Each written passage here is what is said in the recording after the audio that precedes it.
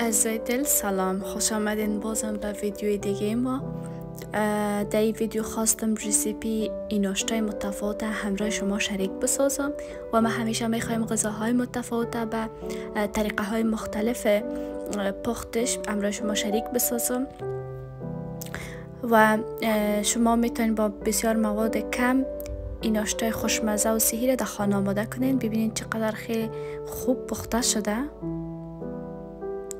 و موادی که در ابتدا نیاز داریم، ما از نیم گیلاس شیر استفاده کردیم که شیر گرم است و داغ نیست البته، چرا که داغ بودن شیر هم باعث میشه که خمیر مایه ما از بین بره و شیر سردم نمیتونه که خمیر مایه ما را فعال بسازه.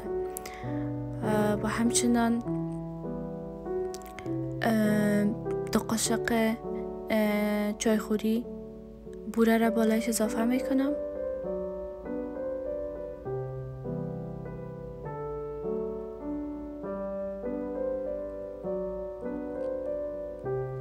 و 1 قاشق چایخوری همچنان خمیر مایه. اینا را با هم مخلوط میکنیم و فرصت میتیم تا که خمیر مایه ما فعال شود و این باعث میشه که سالم بودن خمیر مایه بر ما ثابت شود که آیا خمیر مایه ما سالم است یا نه. سرش بسته میکنیم. در این فرصت ما از آرد استفاده کردیم، آرد سفید، و همچنان بالایش اگه خواستیم که خود امی ناشتایتان شیرین تر باشه میتونین مقدار بوره هم اضافه کنین و اگر نه هیچ. بعد از 15 دقیقه ببینین که خمیر مایه ما داخل شیر فعال شده و به این شکل در آمده و همین مواد بالای خود خمیر ما اضافه میکنیم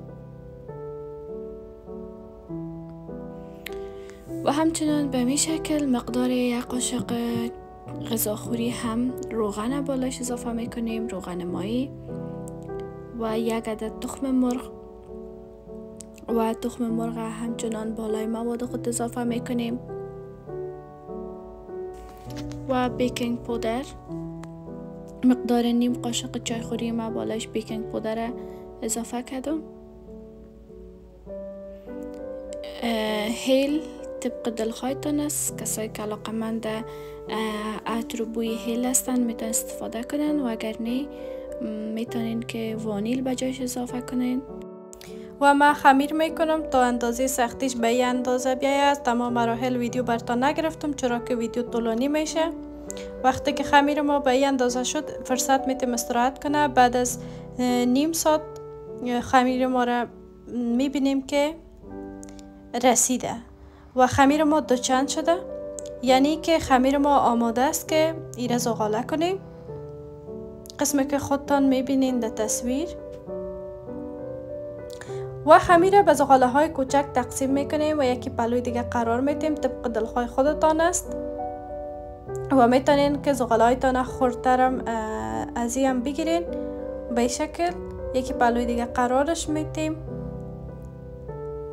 با اندک فاصله و بعد از او برش مدت 10 الی 15 دقیقه فرصت میتیم که استراحت کنه.